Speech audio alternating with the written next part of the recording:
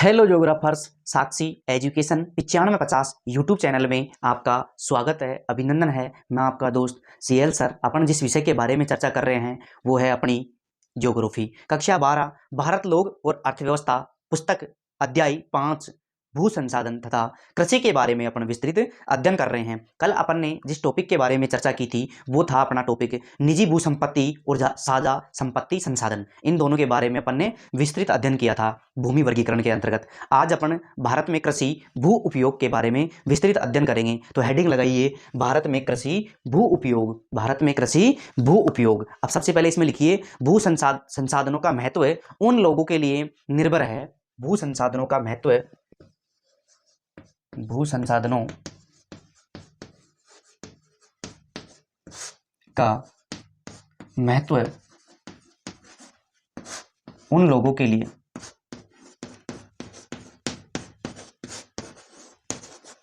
भू संसाधनों का महत्व उन लोगों के लिए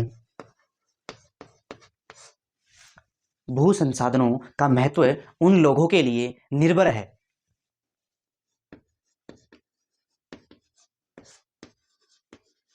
किन लोगों के लिए निर्भर है? जिनकी आजीविका कृषि पर आधारित है। जिनकी आजीविका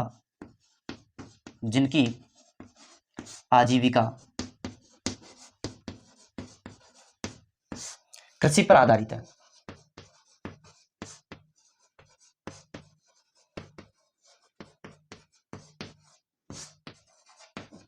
एक बार अपन लिख लेते हैं, उसके बाद अपन वन बाय वन एक एक का विस्तृत अध्ययन करेंगे। नंबर 1 पर लिखिए, कृषि पूर्णतः भूमि पर आधारित क्रिया है। कृषि पूर्णतः भूमि पर आधारित क्रिया है। कृषि पूर्णतः भूमि पर आधारित क्रिया है। भूमि पर आधारित क्रिया है। देखो, कृषि पूर्णतः भूमि पर आधारित क्रिया है एवं इसके लिए विस्तृत भूमि की उपलब्धता एवं इसके लिए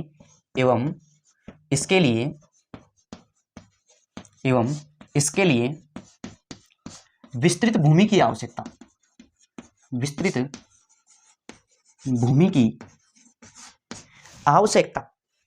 एवं इसके लिए विस्तृत भूमि की आवश्यकता एवं इसके लिए विस्तृत भूमि की आवश्यकता या उपलब्धता अति आवश्यक होती है। उपलब्धता, आवश्यकता की जगह उपलब्धता कर लो। उपलब्धता अति आवश्यक होती है। उपलब्धता अति आवश्यक होती है। अति आवश्यक होती है।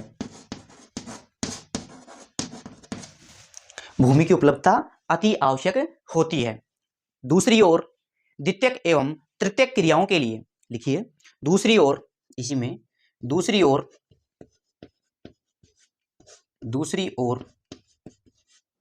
द्वितीयक और तृतीयक क्रियाओं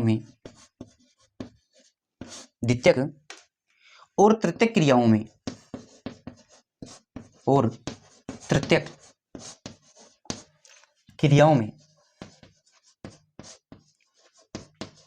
देखो, दूसरी ओर द्वितीयक एवं तृतीयक क्रियाओं के लिए विस्तृत भूमि की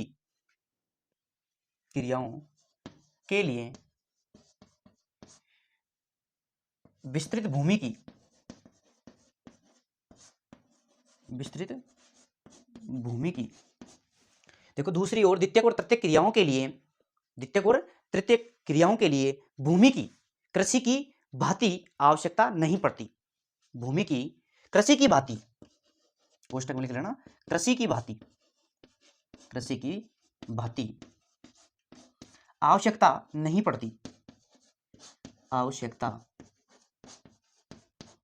पड़ती।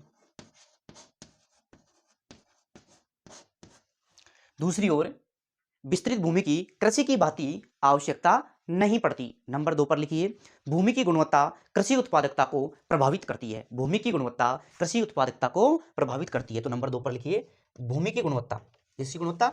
भूमि की गुणवत्ता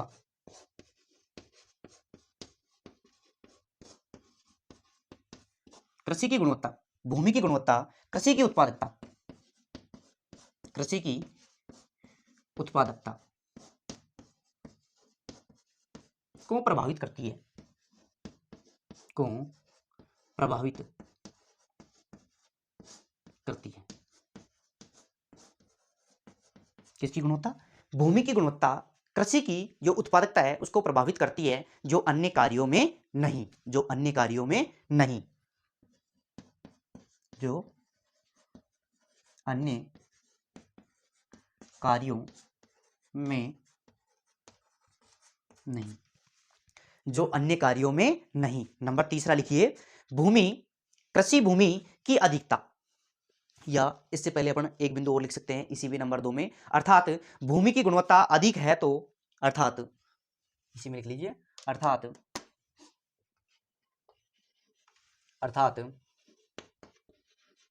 भूमि की गुणवत्ता, भूमि की गुणवत्ता अधिक है तो,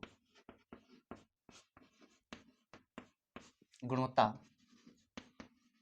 अधिक है तो, अधिक है तो, देखो, अर्थात भूमि की गुणवत्ता,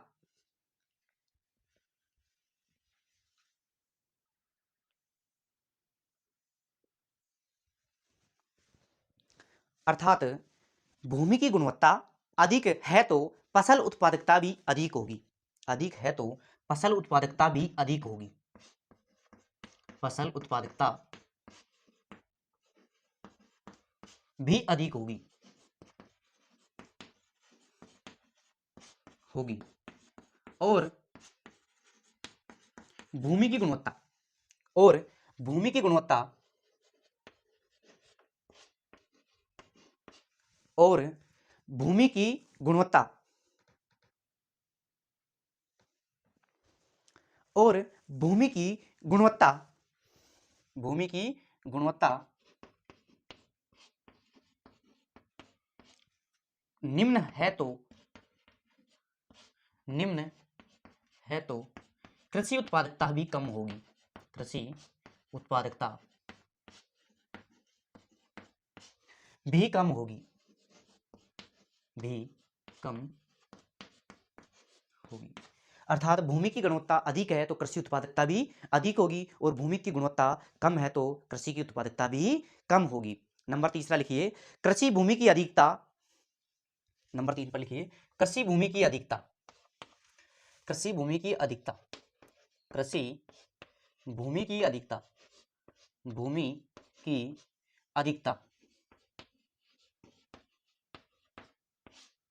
अर्थात कृषि भूमि की अधिकता किसान के सामाजिक स्तर को बढ़ाती है, अधिकता किसान के सामाजिक स्तर को बढ़ाती है, किसान के सामाजिक स्तर को बढ़ाती है। कौन से स्तर को बढ़ाती है? सामाजिक स्तर को बढ़ाती है, सामाजिक स्तर को बढ़ाती है।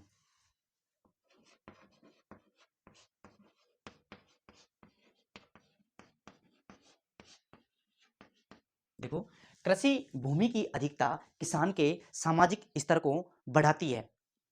किसी आपातकालीन स्थिति में, अगला लिखिए इसी में, किसी आपातकालीन स्थिति में, किसी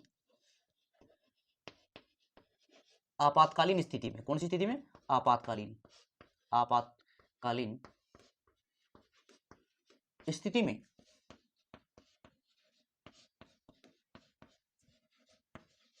देखो, किसी भी आपातकालीन स्थिति में कृषि भूमि को पूर्णतः या आंशिक,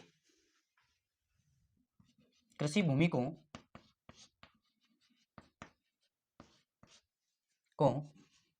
पूर्णतः या आंशिक, पूर्णतः या आंशिक, या आंशिक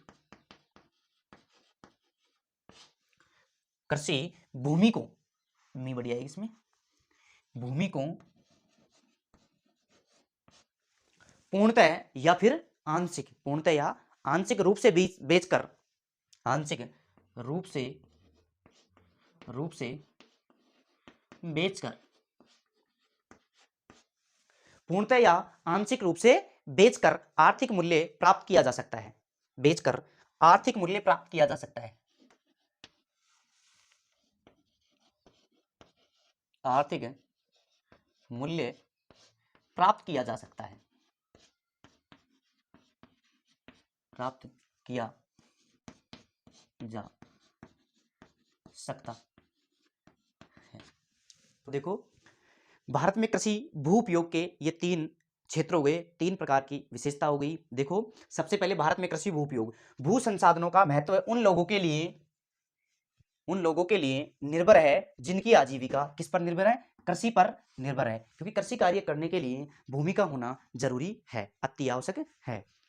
दूसरा है, देखो, कृषि पूर्णतः भूमि पर आधारित है। किस पर आधारित है, भूमि पर आधारित है। कृषि कार्य कहां पर संपन्न किया जाता है, पूर्णतः ये भूमि पर आधारित क्रिया है, क्योंकि कृषि कार्य करने के लिए अपने पास भूमि का होना अति आवश्यक है, तो ये भूमि पर आधारित क्रिया है। एवं इसके लिए विस्तृत भूमि, कैसी भूमि होनी चाहिए, कृषि कार्य करने के लिए क्या होना चाहिए, विस्तृत भूमि की उपलब्धता, विस्तृत भूमि की उपलब्धता होना अति आवश्यक है। दूसरी ओर द्वितीयक और तृतीयक, दूसरी ओर द्वितीयक और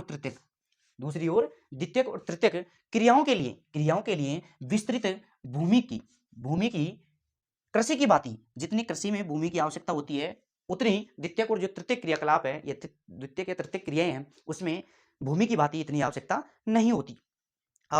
नहीं पड़ती। भूमि की क्या गुणवत्ता कृषि की उत्पादकता को प्रभावित करती है। कृषि की किसको प्रभावित करती है, उत्पादकता को, क्योंकि भूमि की गुणवत्ता जितनी अधिक होगी उतना ही उत्पादकता बढ़ेगी। मान लीजिए किसी पर बिल्कुल ही गुणवत्ता नहीं है भूमि में, तो वहां पर जो कृषि कार्य करेंगे तो उसमें जो उत्पादकता होगी उसका स्तर बहुत ही कम होगा। लेकिन जहाँ उपजाऊ मैदान है, जैसे भारत का विशाल मैदान है, वहां पर कृषि की गुणवत्ता अच्छी है, इस वजह से वहां पर अधिक उत्पादकता होती है। तो देखो, भूमि की गुणवत्ता कृषि की उत्पादकता को प्रभावित करती है, जो अन्य कार्यों में नहीं का मतलब यह है कि देखो, भूमि की गुणवत्ता कृषि की उत्पादकता में जरूरी है, क्योंकि भूमि की जितनी अधिक गुणवत्ता होगी तो कृषि उत्पादकता भी उतनी ही अधिक होगी। लेकिन मान लीजिए द्वितीयक और तृतीयक क्रियाकलापों में, जैसे विनिर्माण से संबंधित या सेवा सेक्टर से संबंधित, भूमि की गुणवत्ता का होना जरूरी नहीं है, तो और कार्यों में नहीं। अगला आता है, अर्थात भूमि की गुणवत्ता अगर अधिक है तो फसल उत्पादकता भी कैसी होगी, अधिक होगी।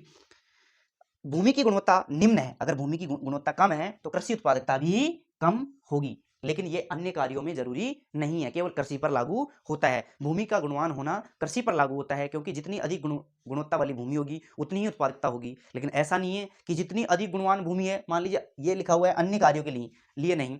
कहने का मतलब यह है कि जैसे अपन विनिर्माण लगा रहे हैं, कहीं पे उद्योग लगा रहे हैं, तो भूमि का गुणवान होना जरूरी नहीं है, भूमि कैसी भी चल सकती है।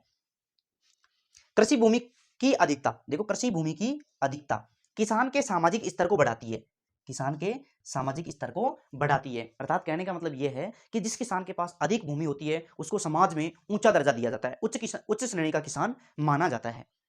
देखो, कृषि भूमि की अधिकता किसान के सामाजिक स्तर को बढ़ाती है किसी आपातकालीन स्थिति में। देखो, किसी भी, अगर मान लीजिए कोई आकस्मिक स्थिति है, आपातकालीन स्थिति में कृषि भूमि को अपन पूर्णतः या आंशिक रूप से बेचकर, देखो, या तो पूर्णतः बेच सकते हैं, पूरी को बेच सकते हैं, या फिर आंशिक रूप से बेचकर अपन आर्थिक मूल्य प्राप्त कर सकते हैं। तो ये देखो, किसान के सामाजिक स्तर को भी बढ़ाती है और किसान का जो आर्थिक मूल्य है, उसकी जो पूंजी है, उसके स्तर को भी बढ़ाती है। क्योंकि जैसे ही किसान के पास अगर मान लीजिए कोई समस्या आ जाती है, तो वह भूमि का एक छोटा सा टुकड़ा किसी अन्य किसान को बेच देता है और अपनी आर्थिक स्थिति को सुधार लेता है, या फिर पूरी भूमि को भी बेच देता है, तो उससे आर्थिक स्थिति भी सुधरती है किसानों की। तो यह है अपना भारत में भू उपयोग। अब देखो, एक बार स्क्रीनशॉट लो, फिर अपन आगे चलते हैं। संभवतः आपने स्क्रीनशॉट ले लिया होगा। अब अपन आगे चलते हैं।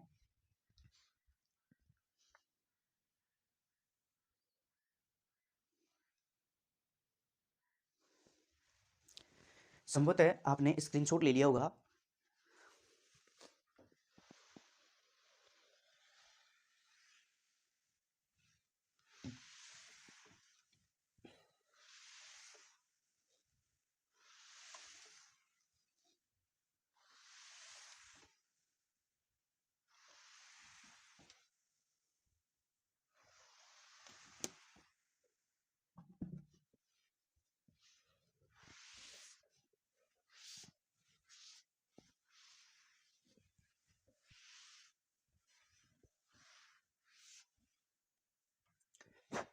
अब देखो, हेडिंग लगाइए, कृषि गहनता का एक सूत्र आता है, तो कृषि गहनता का एक सूत्र लिख लेते हैं। तो सबसे पहले लिखिए फसल गहनता की गणना या कृषि गहनता का सूत्र, कृषि गहनता।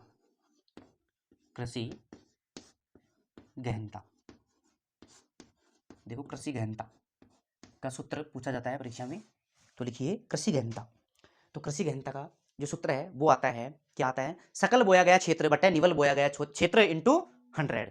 सकल बोया गया क्षेत्र, सकल बोया गया क्षेत्र,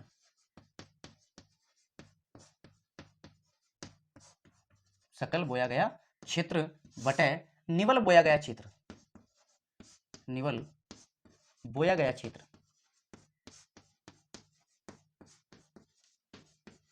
इंटू 100।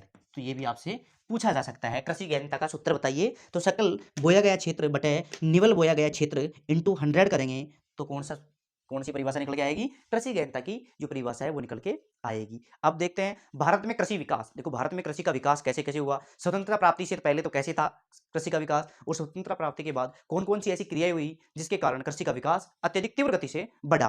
तो लिखिए भारत में कृषि विकास, भारत में कृषि विकास, तो हेडिंग लगाइए भारत में कृषि विकास। भारत में किसका विकास, कृषि विकास, कृषि विकास। भारत में किसका विकास, भारत में कृषि विकास। तो देखो इसको दो भागों में पढ़ेंगे अपन। स्वतंत्रता से पहले, किससे पहले, नंबर एक स्वतंत्रता से पहले, किससे पहले, स्वतंत्रता से पहले, स्वतंत्रता से पहले क्या स्थिति है कृषि की। देखो जो कृषि का विकास हुआ वो स्वतंत्रता से पहले किस प्रकार हुआ था इसके बारे में अपन अध्ययन करेंगे, और स्वतंत्रता के बाद, दूसरा है स्वतंत्रता के बाद, दूसरा क्या है, स्वतंत्रता के बाद।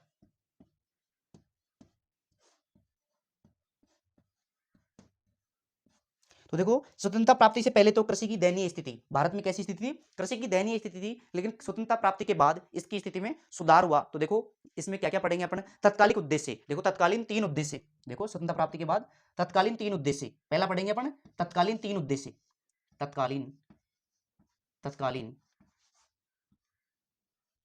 तत्कालीन उद्देश्य।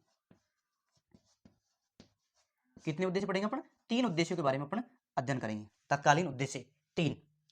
उसके बाद देखो तत्कालीन उद्देश्य के बाद अपन पढ़ेंगे महत्वपूर्ण कृषि कार्य या प्रोग्राम, महत्वपूर्ण कृषि कार्य प्रोग्राम। दूसरा पढ़ेंगे महत्वपूर्ण कृषि कार्य प्रोग्राम, महत्वपूर्ण कृषि कार्य प्रोग्राम, कार्य प्रोग्राम, इसके बारे में अपन अध्ययन करेंगे। अब देखो महत्वपूर्ण कृषि कार्य प्रोग्राम के अंतर्गत देखो दो प्रोग्राम प्रस्तावित थे, ये दो प्रोग्राम चले थे, पहला था IADP और दूसरा था IAAP, IADP। पहला कौन सा था, IADP और दूसरा था IAAP, दूसरा था IAAP। तो इसके बारे में अपन भी अध्ययन करेंगे, IAAP, ये दोनों प्रोग्राम चले तो इसके बारे में अपन विस्तृत अध्ययन करेंगे। तीसरा किसके बारे में अध्ययन करेंगे, हरित क्रांति, देखो हरित क्रांति का विकास भी हुआ तो हरित क्रांति के बारे में भी अपन विस्तृत अध्ययन करेंगे।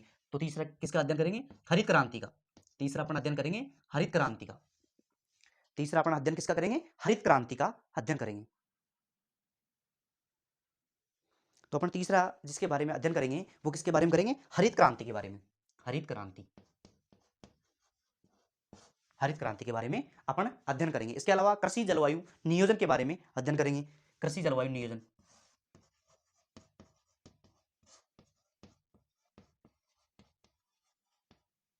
कृषि जलवायु नियोजन, इसके बारे में अपन अध्ययन करेंगे, कृषि जलवायु का नियोजन, नियोजन या योजना आयोग के बारे में अपन अध्ययन करेंगे। और लास्ट अपन अध्ययन करेंगे उदारीकरण की नीति, उदारीकरण की नीति किस प्रकार अपनाई गई स्वतंत्रता प्राप्ति के बाद, तो उसके बारे में भी अध्ययन करेंगे। उदारीकरण, उदारीकरण की नीति, किसकी नीति, उदारीकरण की नीति, तो उदारीकरण की नीति के बारे में भी अपन विस्तृत अध्ययन करेंगे। तो एक बार स्क्रीनशॉट लो फिर अपन आगे चलते हैं।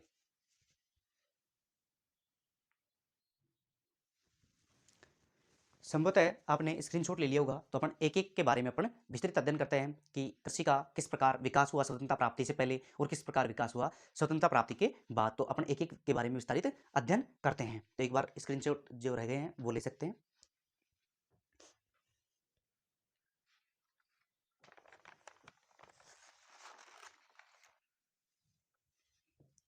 संभवतः आपने स्क्रीनशॉट ले लिया होगा, तो अपन आगे चलते हैं।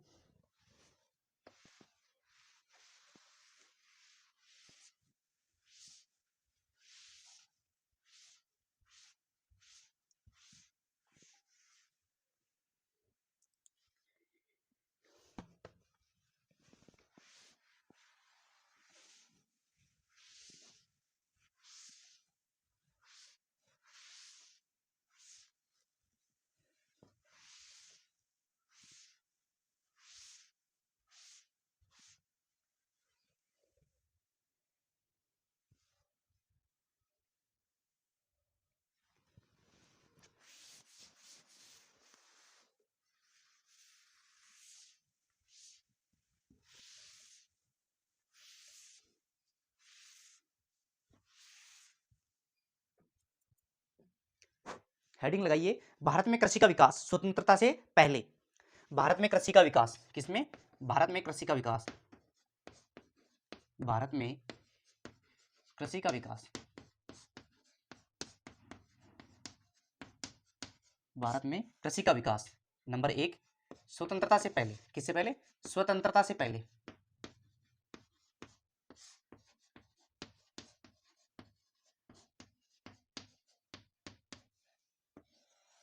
भारत में कृषि का विकास सबसे पहले लिखेंगे स्वतंत्रता से पहले। तो पहला है स्वतंत्रता प्राप्ति से पहले भारतीय कृषि जीविकोपार्जन अर्थव्यवस्था थी। तो सबसे पहले लिखिए स्वतंत्रता प्राप्ति से पहले, स्वतंत्रता प्राप्ति से पहले, स्वतंत्रता प्राप्ति से पहले, प्राप्ति से पहले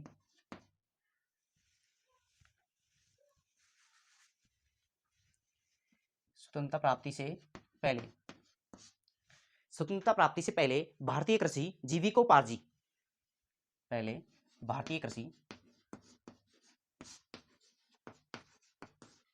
जीविकोपार्जी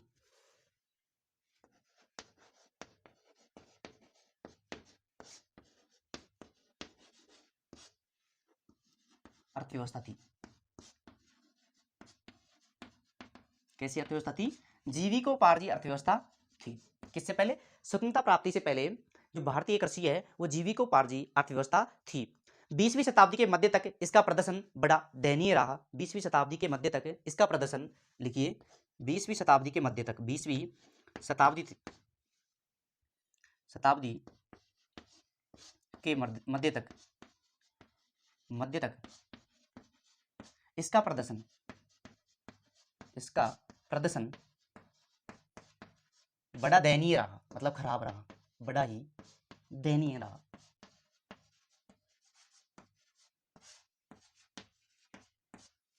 देखो 20वीं शताब्दी के मध्य तक इसका प्रदर्शन बड़ा ही दयनीय रहा, अर्थात बहुत ही खराब रहा। किसका प्रदर्शन? जो भारतीय कृषि है इसका प्रदर्शन बड़ा ही दयनीय रहा। देश विभाजन के दौरान, या इससे पहले अपन एक लाइन और लिखना चाहें तो लिख सकते हैं, यह समय भयंकर अकाल व सूखे का साक्षी है। यह समय भयंकर अकाल, यह समय भयंकर अकाल, भयंकर अकाल व सूखे का साक्षी है। किसका साक्षी? सूखे का साक्षी है। भयंकर अकाल व सूखे का साक्षी है। भयंकर अकाल पड़ा था और यहाँ पर बहुत ही विस्तृत क्षेत्र में सूखा पड़ गया था, मतलब वर्षा बिल्कुल ही नहीं हो रही थी। देश विभाजन के दौरान लगभग 1/3 सिंचित भूमि पाकिस्तान में चली गई। देखो ये भी, जो स्वतंत्रता प्राप्ति से पहले, ये भी बहुत बड़ी दुर्घटना थी भारतीयों के लिए, क्योंकि देश के विभाजन के दौरान लगभग 1/3, लिखिए देश विभाजन के दौरान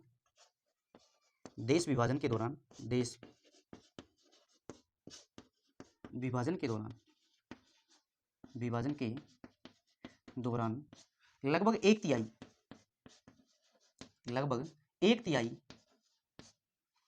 तिहाई सिंचित क्षेत्र पाकिस्तान में चले गए। कहां चले गए? पाकिस्तान में चले गए। पाकिस्तान में चले गए। स्वतंत्रता प्राप्ति के बाद जो 1/3 जो सिंचित क्षेत्र थे वो कौन से देश में चले गए? पाकिस्तान में चले गए। परिणाम स्वरूप स्वतंत्र भारत में सिंचित क्षेत्रों का अनुपात कम रह गया। परिणाम स्वरूप स्वतंत्र भारत में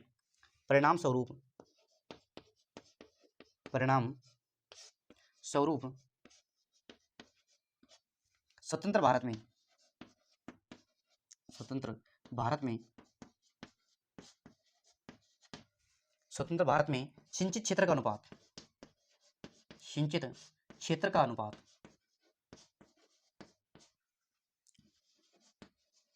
बहुत ही कम रह गया।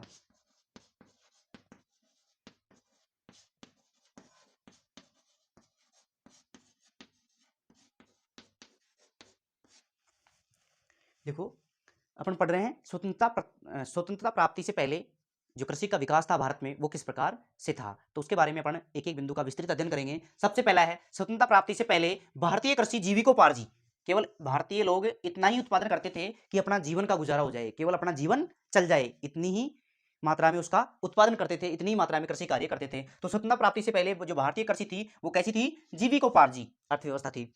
20वीं शताब्दी, देखो 20वीं शताब्दी के मध्य तक इसका प्रदर्शन बड़ा ही दयनीय रहा। दयनीय का मतलब खराब रहा, मतलब बहुत स्थिति खराब हो गई थी। किसकी? कृषि की स्थिति बहुत ही दयनीय हो गई थी। क्यों हो गई थी? यह समय भयंकर अकाल, क्योंकि इस समय भारत में भयंकर अकाल पड़ गया था। क्या पड़ गया था? भयंकर अकाल पड़ गया था और भयंकर सूखा पड़ गया था। इस कारण से जो भारतीय कृषि की स्थिति थी वो बड़ी ही दयनीय थी, अर्थात बड़ी ही खराब थी। देश विभाजन के दौरान, जब देश का बंटवारा हुआ, देश विभाजन के दौरान लगभग एक तिहाई सिंचित क्षेत्र कहां चले गए? पाकिस्तान में चले गए। तो भारतीय जो कृषि की स्थिति थी वो और भी खराब हो गई, क्योंकि जो सिंचित क्षेत्र थे जिनमें कृषि कार्य किया जाता था वो एक तिहाई सिंचित क्षेत्र कहां चले गए? पाकिस्तान में चले गए।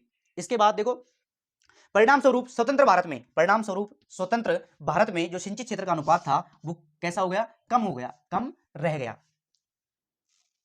तो ये था स्वतंत्रता प्राप्ति से पहले जो कृषि भूमि का विकास, जो बहुत ही खराब था। अब अपन अध्ययन करेंगे स्वतंत्रता प्राप्ति के बाद। स्वतंत्रता प्राप्ति के बाद तो हेडिंग लगाइए स्वतंत्रता प्राप्ति के बाद कृषि का विकास। स्वतंत्रता प्राप्ति के बाद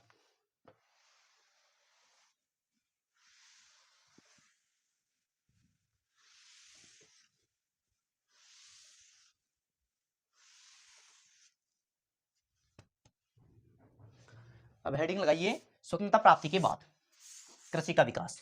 भारत में स्वतंत्रता प्राप्ति के बाद कृषि का विकास, तो धीरे धीरे स्वतंत्रता प्राप्ति के बाद इसका विकास होता गया है। तो सबसे पहले हेडिंग लगाइए स्वतंत्रता प्राप्ति के बाद। नंबर 2 पर हेडिंग लगाइए स्वतंत्रता प्राप्ति के बाद।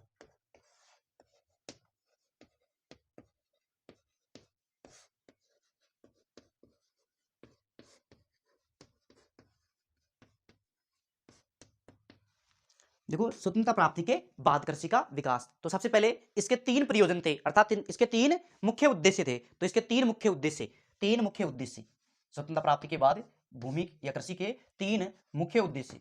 क्या क्या उद्देश्य हुए? 3 मुख्य उद्देश्य। तो सबसे पहले अपन 3 मुख्य उद्देश्य लिख लेते हैं। नंबर एक देखो पहला इसका उद्देश्य था व्यापारिक फसलों की जगह, क्योंकि व्यापारिक फसलों की जगह खाद्यान्नों का उगाया जाना। व्यापारिक फसलों की जगह लिखिए, व्यापारिक फसलों की जगह व्यापारिक फसलों की जगह व्यापारिक है फसलों की जगह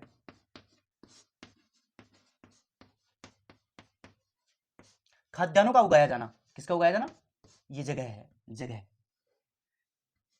व्यापारिक फसलों की जगह खाद्यान्नों का उगाया जाना। नंबर 1, व्यापारिक फसलों की जगह कौन सी फसल उगाने लग गए? खाद्यान्न फसल उगाने लग गए। उसके बाद दूसरा आता है कृषि गहनता को बढ़ावा। नंबर 2, कृषि गहनता को बढ़ावा। किसको बढ़ावा? कृषि गहनता को बढ़ावा। कृषि गहनता को बढ़ावा। नंबर 2 पर क्या आता है? कृषि गहनता को बढ़ावा देने लग गए। इसके अलावा नंबर 3 आता है कृषि योग्य बंजर भूमि तथा प्रतिभूमि को कृषि योग्य बंजर भूमि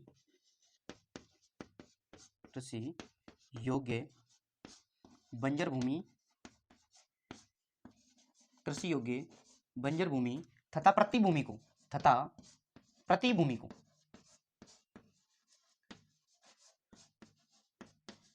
देखो कृषि योग्य जो बंजर भूमि थी तथा प्रतिभूमि को कृषि भूमि में परिवर्तित करना।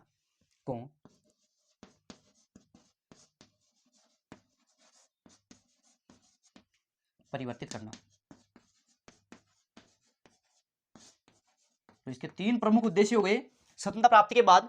3 प्रमुख उद्देश्य क्या रहे? व्यापारिक फसलों की जगह, पहले व्यापारिक फसलें होती थी भारत में स्वतंत्रता प्राप्ति से पहले, तो उसकी जगह कौन सी फसलों का उत्पादन करने लगे? खाद्यान्न फसलों का उगाया जाना, क्योंकि खाद्य संकट चल रहा था उस समय भारत में, खाद्य संकट चल रहा था, खाद्य अकाल चल रहा था। इस वजह से जो अपन पहले जो व्यापारिक फसलें कर रहे थे उसकी जगह कौन सी फसलें उगाना स्टार्ट कर दिया? खाद्यान्न फसलें, ताकि अपने को भरपूर मात्रा में खाद्यान्नों का उत्पादन हो सके।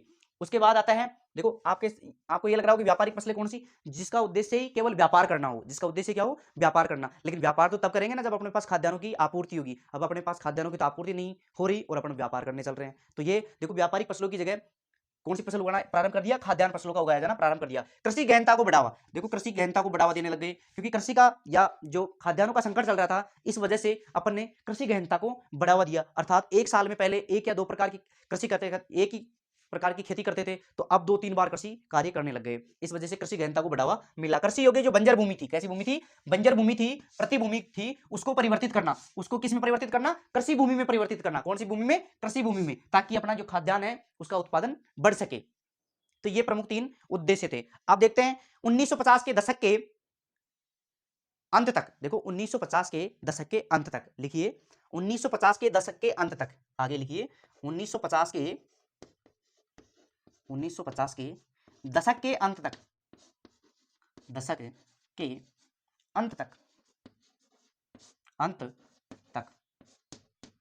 देखो 1950 के दशक के अंत तक भारत में खाद्यान्नों के उत्पादन को बढ़ाने के लिए, भारत में खाद्यान्नों के उत्पादन को बढ़ाने के लिए, भारत में खाद्यान्नों के उत्पादन को बढ़ाने के लिए, खाद्यान्नों के उत्पादन को बढ़ाने के लिए, उत्पादन को बढ़ाने के लिए, खाद्यान्नों के उत्पादन को बढ़ाने के लिए 1950 के दशक के अंत तक भारत में खाद्यान्नों के उत्पादन को बढ़ाने के लिए मुख्य रूप से 2 कार्यक्रम चलाए गए। मुख्य रूप से कितने कार्यक्रम चलाए गए, 2 कार्यक्रम चलाए गए। मुख्य रूप से 2 कार्यक्रम चलाए गए। कितने कार्यक्रम, 2 कार्यक्रम चलाए गए, कार्यक्रम चलाए गए। अब 2 कार्यक्रम कौन कौन से थे, नंबर 1 पर आता है गहन कृषि जिला कार्यक्रम। नंबर 1 पर कौन सा कार्यक्रम चलाया गया, गहन कृषि जिला कार्यक्रम। नंबर 1 गहन कृषि जिला कार्यक्रम, गहन कृषि जिला कार्यक्रम, ये चलाया गया। देखो नंबर 1 पर गहन कृषि जिला कार्यक्रम चलाया गया, जिसको इंग्लिश में बोलते हैं IADP, IADP, IADP, गहन कृषि जिला कार्यक्रम। और नंबर 2 पर गहन कृषि क्षेत्र कार्यक्रम, नंबर 2 पर गहन कृषि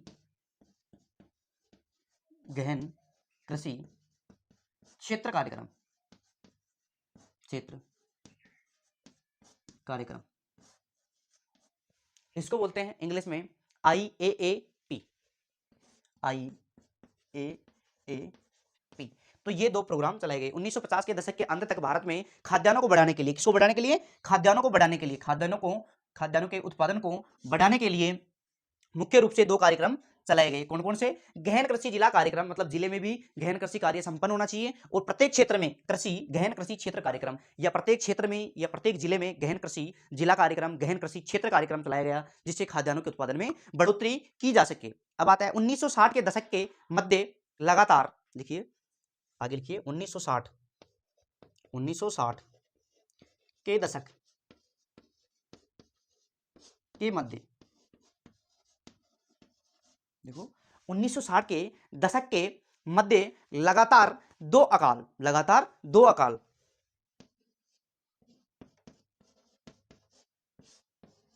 कितने अकाल पड़ गए, 2 अकाल। अब वो 2 अकाल कौन कौन से थे, तो देखो नंबर 1 पर आता है मद्रास में अकाल पड़ गया था 1880 मद्रास अकाल, 1880 मद्रास अकाल। कौन सा अकाल, मद्रास में अकाल। और नंबर 2 देखो 1880 मद्रास में अकाल पड़ गया था। इसके अलावा नंबर 2 पर आता है 1943-44 में बंगाल अकाल, 1943-44 बंगाल अकाल। कौन सा अकाल, बंगाल अकाल। ये 2 अकाल पड़ गए थे। देखो 1960 के दशक के मध्य लगातार 2 अकाल, पहला है 1880 मद्रास अकाल, दूसरा है 1943-44 बंगाल अकाल में अकाल से देश में अन्न संकट उत्पन्न हो गया। में अकाल से, देखो 2 अकाल से देश में दो अकाल से देश में अन्न संकट उत्पन्न हो गया, अन्न संकट उत्पन्न हो गया। देखो 1960 के दशक के मध्य लगातार दो अकाल, 1880 में मद्रास अकाल, 1943-44 में बंगाल अकाल, दो अकाल पड़ गए, जिसके कारण देश में जो अन्न है वो संकट में पड़ गया। मतलब खाद्यान्नों की आपूर्ति नहीं हो पा रही थी, सभी के पास खाद्यान्नों का संकट हो गया था। तो देखो अब परिणाम स्वरूप दूसरे देशों से खाद्यान्नों का आयात करना पड़ा। परिणाम स्वरूप लिखिए, परिणाम स्वरूप दूसरे देशों से दूसरे देशों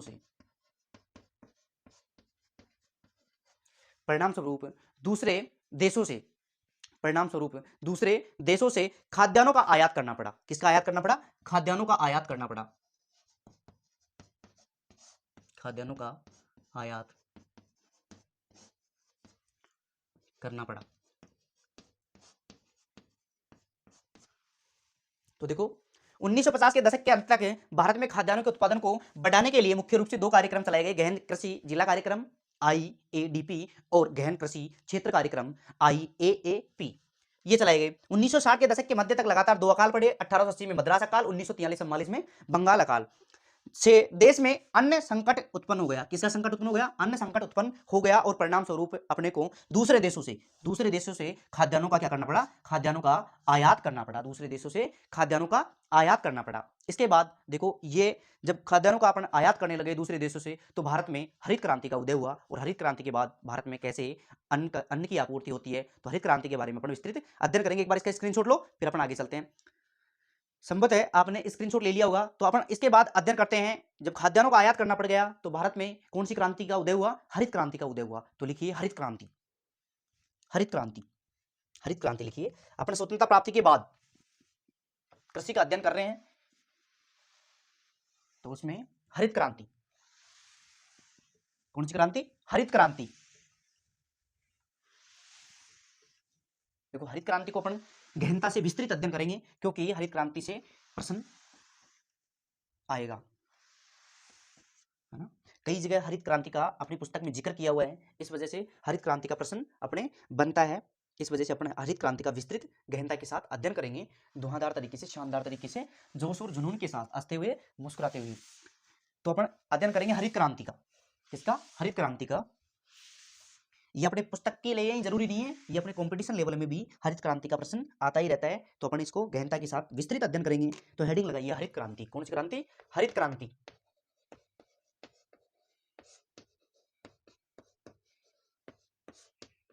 हरित क्रांति। तो देखो सबसे पहले परिभाषा, सबसे पहले हरित क्रांति की परिभाषा देखते हैं।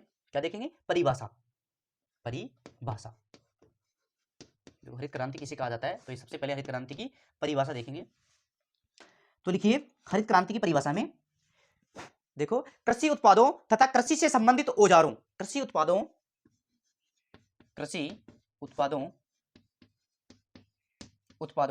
तथा कृषि उत्पादों तथा कृषि से संबंधित औजारों, कृषि से संबंधित औजारों,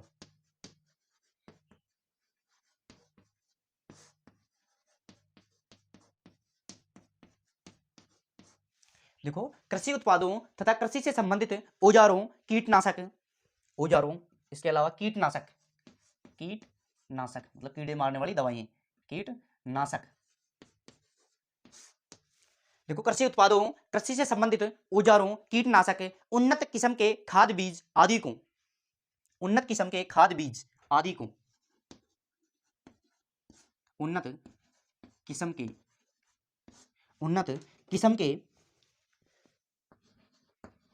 खाद बीज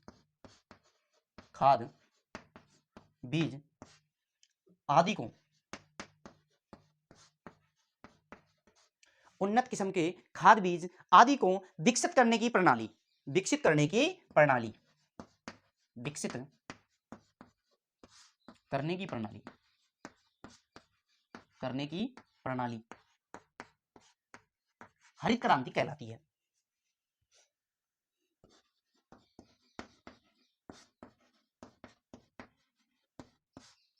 कृषि उत्पादों, कृषि से संबंधित औजारों, कीटनाशक, उन्नत किस्म के खाद, बीज आदि को विकसित करने की प्रणाली हरित क्रांति कहलाती है। देखो हरित क्रांति में क्या क्या किया गया? कृषि उत्पादों तथा कृषि से संबंधित जो भी औजार हैं, मशीनरी है, कीटनाशक जो दवाएं हैं, उन्नत किस्म के मतलब अच्छी क्वालिटी के जो बीज हैं, उन्नत किस्म के खाद व बीज आदि को विकसित करने की जो प्रणाली है उसको किस नाम से जाना जाता है? हरित क्रांति के नाम से जाना जाता है। देखो हरित क्रांति का सबसे पहले अपन जनक देख लेते हैं। हरित क्रांति का जनक लिखिए, हरित क्रांति का जनक, सबसे पहले अपन जनक देख लेते हैं। जनक, हरित क्रांति का जनक है ना। तो देखो विश्व में हरित क्रांति का जनक, विश्व में हरित क्रांति का जनक, विश्व में हरित क्रांति का जनक, हरित क्रांति का जनक, क्रांति का जनक कौन है? Norman Borlaug, Norman Borlaug, Borlaug. देखो विश्व में जो हरित क्रांति का जो जनक है वो है नॉर्मन बोरलॉग है। लेकिन भारत में हरित क्रांति का जनक, लेकिन भारत में भी तो जरूरी है, भारत में हरित क्रांति का जनक, भारत में हरित क्रांति का जनक, भारत में हरित क्रांति का जनक डॉक्टर एम एस स्वामीनाथन है। डॉक्टर एम एस स्वामीनाथन है।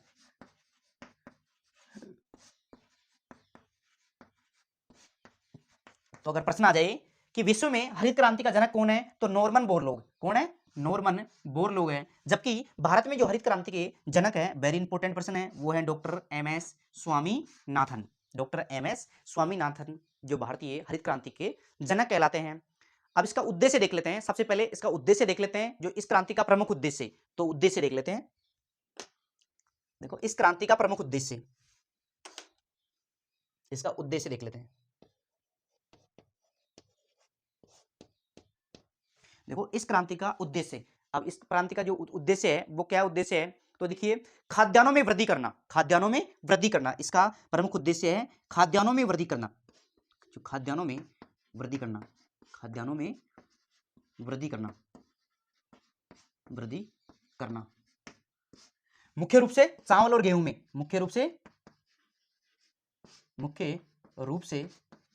गेहूं और चावल में, गेहूं और चावल में, गेहूं और चावल में खाद्यान्नों में वृद्धि करना, मुख्य रूप से गेहूं और चावल में, चावल खाद्यान्न है इसमें वृद्धि करना इसका प्रमुख उद्देश्य है। आपसे पूछा जाए हरित क्रांति का प्रमुख उद्देश्य क्या है, तो खाद्यान्नों में वृद्धि करना, और खाद्यान्नों में मुख्य रूप से गेहूं और जो चावल है उसके क्षेत्र में वृद्धि करना। देखो इसमें जो मुख्य फसलें थी, हरित क्रांति में जो मुख्य फसलें थी वो थे गेहूं और चावल। तो मुख्य फसलें भी लिख लीजिए, मुख्य फसलें, हेडिंग लगाइए, मुख्य फसलें,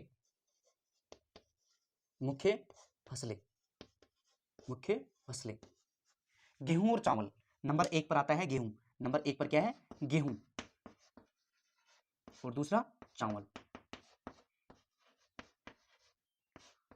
अब देखो जो गेहूं और चावल की जो अच्छी किस्म थी, अच्छी क्वालिटी के जो बीज थे वो कहां कहां से मंगाए गए, तो देखो गेहूं तो मंगाए गए थे मैक्सिको से, गेहूं कहां से मंगाए गए थे? मैक्सिको से मंगाए गए थे। जबकि चावल फिलीपींस से। देखो गेहूं मैक्सिको से, गेहूं कहां से मंगाए गए थे? मैक्सिको से, मैक्सिको, ये इंपॉर्टेंट पर्सन है, मैक्सिको से।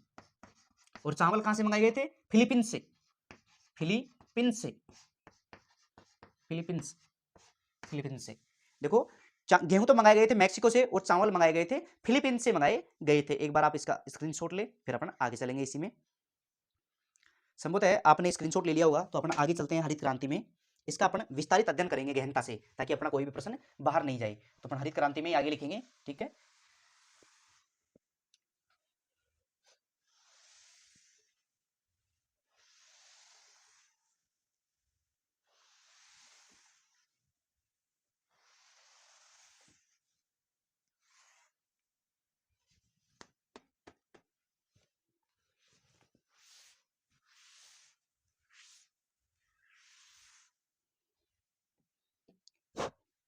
अगला इसी में जो अगला बिंदु है वो अपना है पैकेज प्रौद्योगिकी। देखो पैकेज प्रौद्योगिकी का संबंध भी हरित क्रांति से है। पैकेज जो प्रौद्योगिकी है उसका संबंध भी हरित क्रांति से है। तो हेडिंग लगाइए पैकेज प्रौद्योगिकी।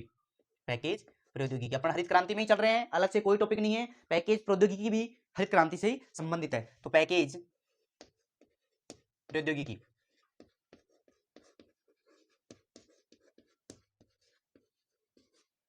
तो अपन पैकेज प्रौद्योगिकी के बारे में विस्तृत अध्ययन कर रहे हैं। तो देखो पैकेज प्रौद्योगिकी हरित क्रांति के अंतर्गत खाद्यान्नों का उत्पादन बढ़ाने के लिए, देखो हरित क्रांति के अंतर्गत खाद्यान्नों का उत्पादन बढ़ाने के लिए, इसी में लिखिए हरित क्रांति के अंतर्गत, हरित क्रांति के अंतर्गत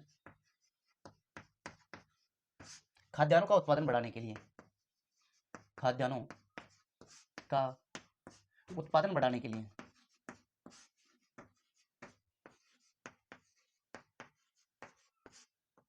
खाद्यान्नों का उत्पादन बढ़ाने के लिए, देखो हरित क्रांति के अंतर्गत जो खाद्यान्नों का उत्पादन बढ़ाने के लिए, मुख्य रूप से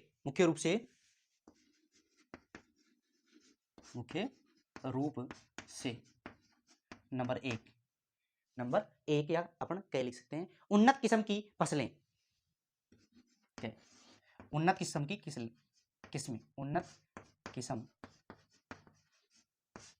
उन्नत जो किस्म है की फसलें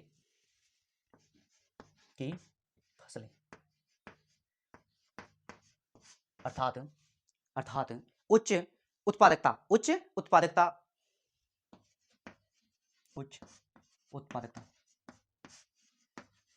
अर्थात उन्नत किस्म के बीजों का प्रयोग किया गया। HYV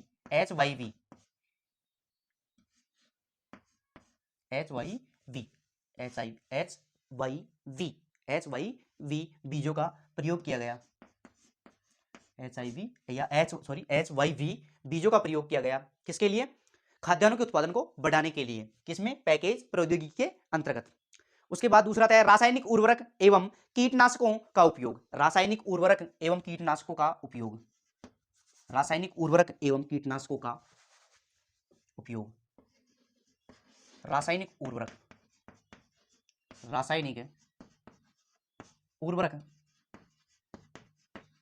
एवं कीटनाशकों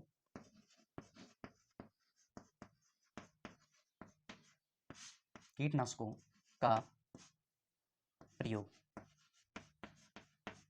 देखो रासायनिक उर्वरकों का प्रयोग किया गया, कीटनाशकों का भी प्रयोग किया गया। किसके अंतर्गत? खाद्यान्नों के उत्पादन को बढ़ाने के लिए उत्तम किस्म के बीज उच्च उत्पादकता के लिए HYV जैसे बीजों का उत्पादन किया गया। इसी के साथ रासायनिक उर्वरक एवं कीटनाशकों का प्रयोग किया गया ताकि खाद्यान्नों को बढ़ाया जा सके। इसके साथ कृषि जो संयंत्र हैं, कई कृषि संयंत्रों एवं तकनीकी का उपयोग, कृषि संयंत्र एवं तकनीकी का उपयोग किया गया। कृषि संयंत्र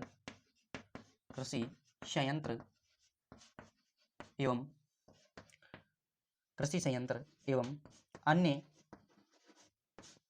तकनीकियों का प्रयोग, कृषि संयंत्रों का प्रयोग किया गया। उच्च टेक्नोलॉजी का प्रयोग किया गया ताकि उत्पादन को, जो खाद्यान्नों का उत्पादन है, इसको बढ़ाया जा सके। तकनीकी का उपयोग किया गया, इन्हीं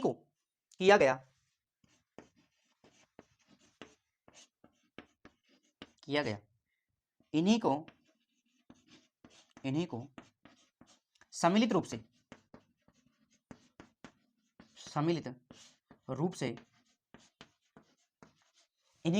से पैकेज प्रौद्योगिकी कहा जाता है। पैकेज प्रौद्योगिकी कहा जाता है।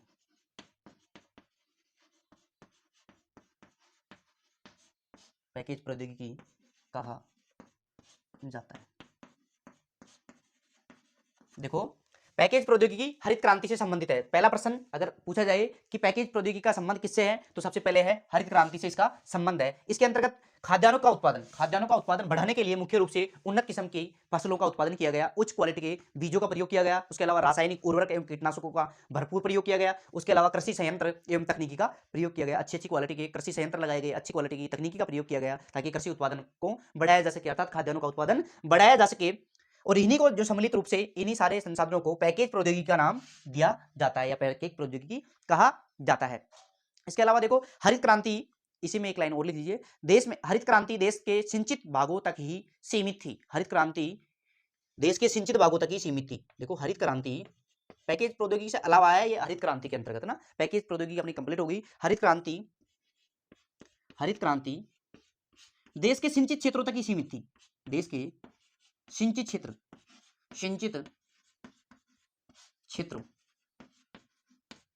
तक ही सीमित थी, तक ही सीमित थी। मतलब हरित क्रांति का विकास वहां पर ही किया गया जहां पर सिंचित क्षेत्रों अर्थात पानी की उपलब्धता हो, उन्हीं क्षेत्रों तक इसका विकास किया गया था। देखो इसके मुख्य क्षेत्र, सब इसके मुख्य क्षेत्र भी लिख लेते हैं, तो लिखिए इसके मुख्य क्षेत्र। अगला टॉपिक मुख्य क्षेत्र। और मुख्य क्षेत्रों में इसके कौन कौन से क्षेत्रों में हरित क्रांति का सबसे ज्यादा विकास किया गया, तो मुख्य क्षेत्र। तो मुख्य क्षेत्र में पहला आता है पंजाब। पहला कौन सा? पंजाब। दूसरा हरियाणा। दूसरा कौन सा? हरियाणा। पंजाब और हरियाणा। पंजाब और हरियाणा। इसके अलावा पश्चिमी उत्तर प्रदेश और गुजरात। पश्चिमी यूपी और गुजरात का भी कुछ भाग इसके अंतर्गत आता है, लेकिन मुख्य रूप से कौन कौन से हो गए? पंजाब और हरियाणा। तो देखो इसकी एक बार मैप में लोकेशन देख लेते हैं, क्योंकि ये लोकेशन आपसे पूछी जा सकती है, क्योंकि हरित क्रांति से संबंधित क्षेत्रों को प्रदर्शित कीजिए जिसमें पंजाब और हरियाणा, पश्चिमी उत्तर प्रदेश और गुजरात। तो एक बार मैप में देख लेते हैं। तो मैप का निर्माण करते हैं अपना, यहाँ साइड में कर लेते हैं थोड़ा सा।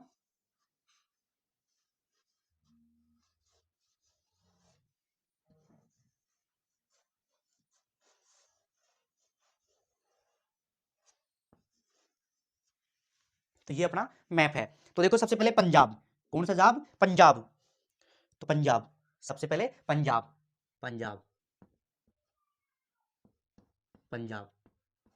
उसके अलावा हरियाणा, इसके जस्ट नीचे हरियाणा। पंजाब और हरियाणा, तो ये मुख्य क्षेत्र हो गए ना। और दो दूसरे क्षेत्र हैं इसमें।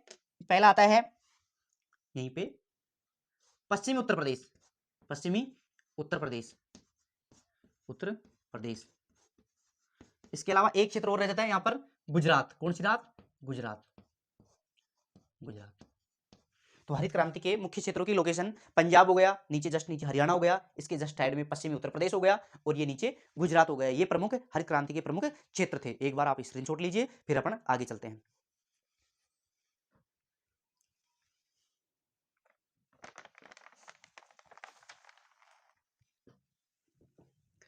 संभवतः आपने स्क्रीनशॉट ले लिया होगा, तो अपन आगे चलते हैं।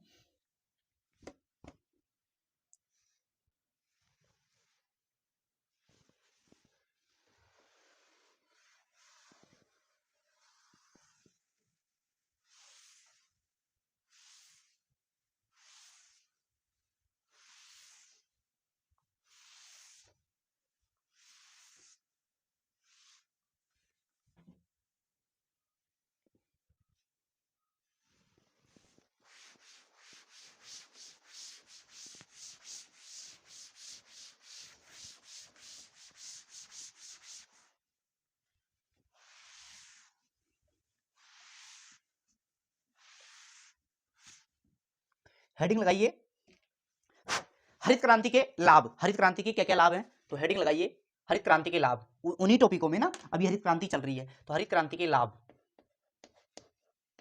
हरित क्रांति के लाभ।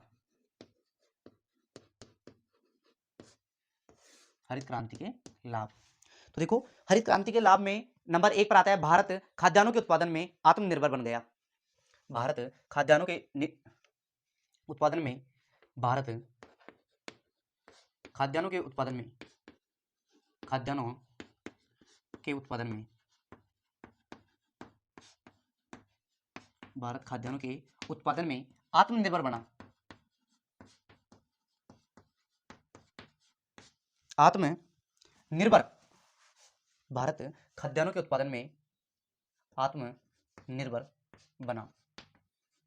किससे? हरित क्रांति आने के बाद जो भारत है खाद्यान्नों के उत्पादन में आत्मनिर्भर बन गया, जबकि पहले वो विभिन्न देशों से क्या कर रहा था? आयात कर रहा था, क्योंकि खाद्यान्न संकट में था। इस वजह से उन्होंने हरित क्रांति का विकास किया और हरित क्रांति का जैसे ही विकास हुआ तो भारत जो खाद्यान्नों के उत्पादन में क्या हो गया, आत्मनिर्भर हो गया।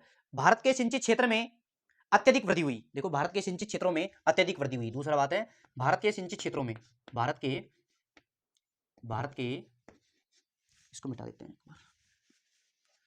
भारत के सिंचित क्षेत्रों में अत्यधिक वृद्धि हुई। भारत के सिंचित क्षेत्रों में अत्यधिक वृद्धि हुई, अत्यधिक वृद्धि हुई।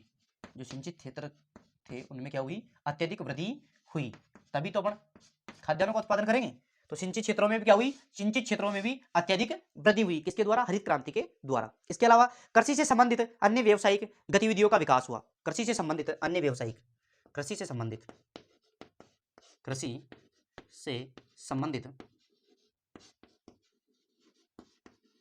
अन्य व्यावसायिक गतिविधियों का विकास हुआ।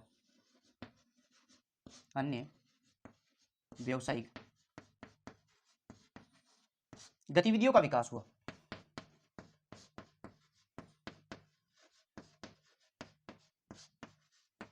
अन्य व्यावसायिक गतिविधियों का विकास हुआ।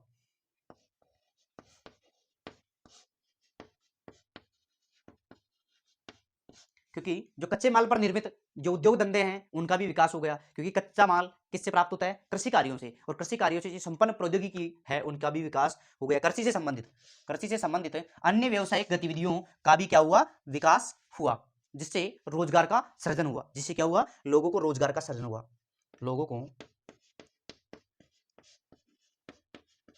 रोजगार का सृजन हुआ, रोजगार उपलब्ध हुआ, लोगों को रोजगार उपलब्ध हुआ। तो ये इसके क्या थे, लाभ थे। देखो भारत के खाद्यान्नों के उत्पादन में भारत आत्मनिर्भर बन गया। उसी के साथ जो सिंचित क्षेत्र थे उनमें भी वृद्धि हुई। इसके अलावा कृषि से संबंधित जो अन्य व्यवसाय थे, जो कृषि पर निर्भर थे, उनका भी सुचारू रूप से प्रयोग किया गया, जिससे भारत के जो लोग हैं, लोगों का रोजगार सृजन भी हुआ, लोगों को उपलब्ध हुआ क्या, रोजगार। देखो लोगों को रोजगार उपलब्ध हुआ, क्या उपलब्ध हुआ, रोजगार उपलब्ध हुआ। तो ये हरित क्रांति के प्रमुख लाभ थे। अब हरित क्रांति की कुछ हानियां भी देख लेते हैं, क्योंकि प्रत्येक वस्तु के अंदर, प्रत्येक कोई भी चीज हो उसमें दो पहलू होते हैं। एक हानि का भी होता है, हानि का पक्ष होता है, दूसरा लाभ का पक्ष होता है। तो हरित क्रांति के दुष्प्रभाव लिखिए, हरित क्रांति के दुष्प्रभाव, इसी में लिखिए अगला पॉइंट, हरित क्रांति के दुष्प्रभाव। हरित क्रांति के दुष्प्रभाव, हरित क्रांति के दुष्प्रभाव। देखो हरित क्रांति के द्वारा कौन कौन से दुष्प्रभावों का विकास हुआ। तो पहला है, हरित क्रांति का क्रियान्वयन सीमित राज्यों में हुआ। हरित क्रांति का क्रियान्वयन, हरित क्रांति का क्रियान्वयन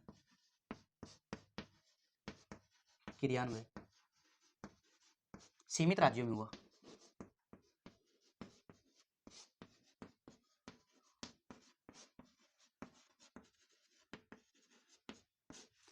देखो हरित क्रांति का क्रियान्वयन वो सीमित राज्यों में हुआ, जिसके कारण क्षेत्रीय असंतुलन बढ़ा, जिसके कारण क्षेत्रीय असंतुलन बढ़ा,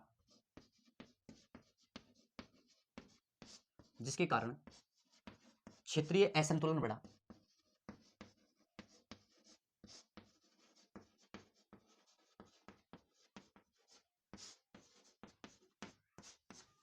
देखो हरित क्रांति का क्रियान्वयन सीमित राज्यों में हुआ। सीमित राज्यों का कहने का मतलब यह है कि पूरे देश में एक साथ हरित क्रांति का विकास नहीं हुआ, कुछ ही क्षेत्रों में ही इसका विकास हुआ था। जैसे पंजाब हो गया, हरियाणा हो गया, पश्चिमी उत्तर प्रदेश हो गया, और इसके साथ कुछ गुजरात का भाग हो गया, कुछ आंध्र प्रदेश का कुछ भाग हो गया। तो पूरे प्रदेश में एक साथ हरित क्रांति का विकास नहीं हुआ, केवल सीमित क्षेत्रों में ही इसका विकास हुआ, जिसके कारण जो क्षेत्रीय असंतुलन था, क्षेत्रीय असंतुलन का मतलब यह है कि किसी क्षेत्र में तो खाद्यान्नों का उत्पादन ज्यादा हो गया और किसी क्षेत्र में खाद्यान्नों का उत्पादन और भी कम हो गया, तो क्षेत्रीय असंतुलन बढ़ गया। इसके अलावा देखो अत्यधिक रासायनिक उर्वरकों के कारण, अत्यधिक रासायनिक उर्वरकों के प्रयोग से, लिखिए अत्यधिक रासायनिक उर्वरकों के प्रयोग से, अत्यधिक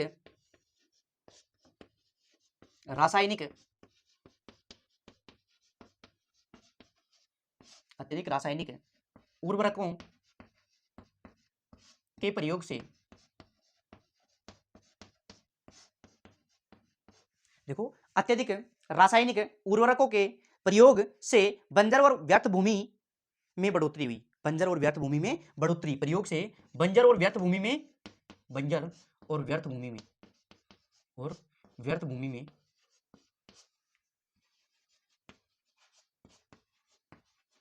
बढ़ोतरी हुई। क्यों हुई?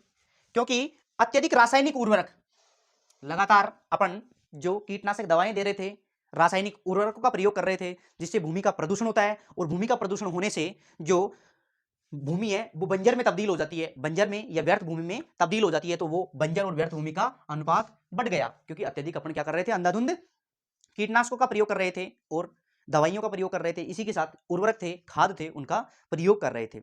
इसके साथ खाद्य श्रृंखला पर दुष्प्रभाव पड़े। खाद्य श्रृंखला पर क्या पड़े? दुष्प्रभाव। इसके अलावा खाद्य श्रृंखला पर दुष्प्रभाव पड़ा। खाद्य श्रृंखला पर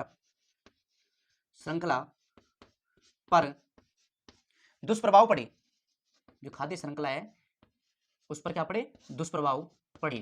क्योंकि जैसे ही खाद्य श्रृंखला पर दुष्प्रभाव पड़े, कैसे पड़े? क्योंकि जो रासायनिक उर्वरक अपन लगातार दे रहे थे, कीटनाशक दवाइयों का लगातार प्रयोग कर रहे थे, तो वो क्या है, वो सारी की सारी किस में आ रही थी? फसल में आ रहे थे, खाद्यान्न में आ रहे थे। इस वजह से उस पर क्या प्रभाव पड़े? दुष्प्रभाव पड़े। इससे लोगों का या मानव स्वास्थ्य पर भी दुष्प्रभाव पड़े। तो इससे मानव स्वास्थ्य पर दुष्प्रभाव पड़ा। मानव स्वास्थ्य पर दुष्प्रभाव पड़ा। क्योंकि मानव स्वास्थ्य धीरे धीरे खराब होने लग गया। क्यों खराब होने लग गया? क्योंकि अपन अत्यधिक मात्रा में रासायनिक उर्वरकों का या कीटनाशकों का प्रयोग कर रहे थे, इस वजह से मानव स्वास्थ्य पर भी इसका दुष्प्रभाव पड़ा। एक बार आप स्क्रीनशॉट लो, फिर अपन आगे चलते हैं। संभवतः आपने स्क्रीनशॉट ले लिया होगा, तो अपन आगे चलते हैं। ये हो गई अपनी कंप्लीट है हरित क्रांति। हरित क्रांति अपनी पूर्णतः कंप्लीट हो गई है।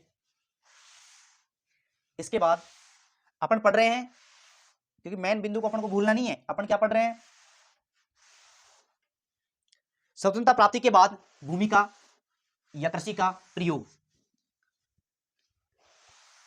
या कृषि पर पड़ने वाले प्रभाव। स्वतंत्रता प्राप्ति से पहले कृषि पर क्या प्रभाव थे और स्वतंत्रता प्राप्ति के बाद कृषि पर क्या प्रभाव बने, तो अपन स्वतंत्रता प्राप्ति के बाद पढ़ रहे हैं। तो इसमें अपना लास्ट रह जाता है जलवायु नियोजन। जलवायु नियोजन, हेडिंग लगाइए जलवायु नियोजन।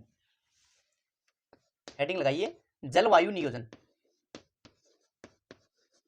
जलवायु नियोजन, नियोजन का मतलब प्लानिंग।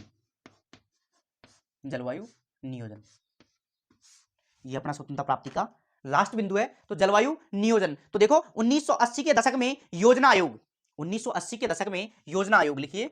1980 के दशक में, 1980 के दशक में योजना आयोग,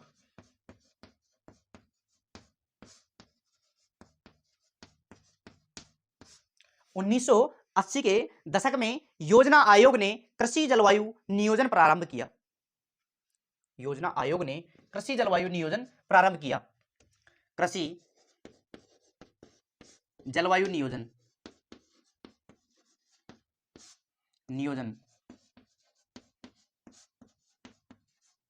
प्रारंभ किया।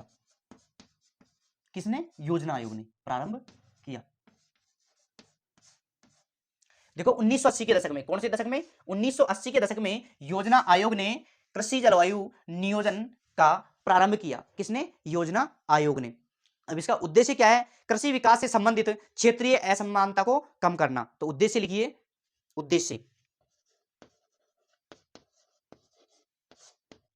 कृषि विकास से संबंधित, कृषि विकास से संबंधित, विकास से संबंधित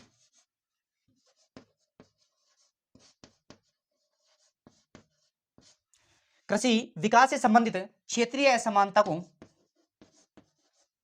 क्षेत्रीय असमानता को कम करना। क्योंकि जो हरित क्रांति आई थी उस समय क्षेत्रीय असमानता बढ़ गई थी। इस वजह से देखो जो जलवायु नियोजन है इसका प्रमुख उद्देश्य क्या हो गया? जो कृषि विकास से संबंधित जो क्षेत्रीय असमानताएं हैं जो हरित क्रांति में उत्पन्न हुई थी उनको क्या करना? कम करना, इसका प्रमुख उद्देश्य हो गया। दूसरा इसका प्रमुख उद्देश्य क्या है? कृषि के साथ साथ अन्य क्रियाओं का विकास करना। कृषि के साथ साथ अन्य क्रियाओं का विकास करना, कृषि के साथ साथ अन्य क्रियाओं का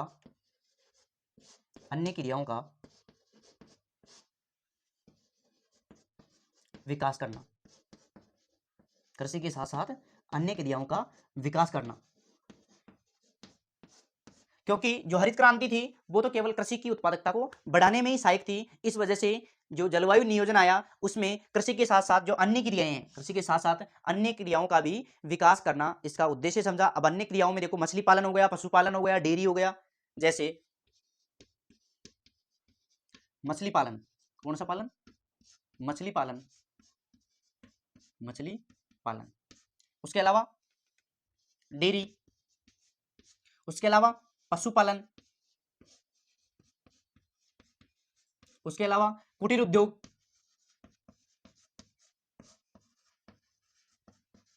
आदि। तो देखो, जलवायु नियोजन 1980 के दशक में आया और योजना आयोग ने कृषि जलवायु नियोजन का प्रारंभ किया। तो प्रश्न आ जाए, जो कृषि जलवायु नियोजन है वो कब आया था? 1980 में आया था। कौन लेके आया था? योजना आयोग लेके आया था। इसका प्रमुख उद्देश्य क्या है? कृषि विकास से संबंधित जो क्षेत्रीय असमानता जो हरित क्रांति में बढ़ गई थी उसको कम करना था, और दूसरा कृषि के साथ साथ जो अन्य क्रियाएं हैं उनका विकास करना, ताकि कृषि पर निर्भर लोगों से अलावा जो लोग हैं वो मछली पालन कर सके, कुटीर उद्योग लगा सके, पशुपालन कर सके, डेयरी उद्योग लगा सके, या फिर और अन्य कार्यों में संलग्न हो सके, ताकि उनका भी विकास हो सके। इसके अलावा देखो, ये योजना आयोग आया है, तो देखो नोट लगा के एक बिंदु लिख लो, नोट लगा के एक बिंदु लिखो, नोट। योजना आयोग को योजना आयोग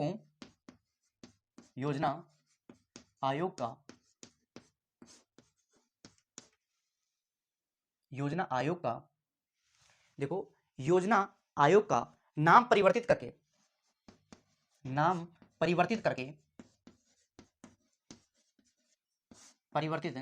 करके नीति आयोग बना दिया गया। नीति आयोग बना दिया गया। अर्थात योजना आयोग का जो वर्तमान नाम है वो कौन सा आयोग है? नीति आयोग। अब देखो, ये योजना आयोग का जो नाम है नीति आयोग, ये कब किया गया भाई? पहले तो ये योजना आयोग के नाम से प्रसिद्ध था, इसका वर्तमान जो नाम है वो नीति आयोग है। लेकिन ये नीति आयोग बना कब? तो ये बना था 13 अगस्त 2014 को। 13 अगस्त 2014 को, तो लिखिए 13 अगस्त 2014। 13 अगस्त 2014 13 अगस्त 2014 को जो योजना आयोग का नाम परिवर्तित करके नीति आयोग कर दिया गया था। इसी के साथ आज की क्लास का समापन होता है। अगर क्लास पसंद आए तो लाइक करना, सब्सक्राइब करना, लोगों के पास शेयर करना, कमेंट बॉक्स में प्यारा सा कमेंट लिखना, ताकि अगर कोई कमी भी रही हो तो उसमें सुधार किया जा सके। आज के लिए इतना ही काफ़ी। जय हिंद दोस्तों, जय हिंद।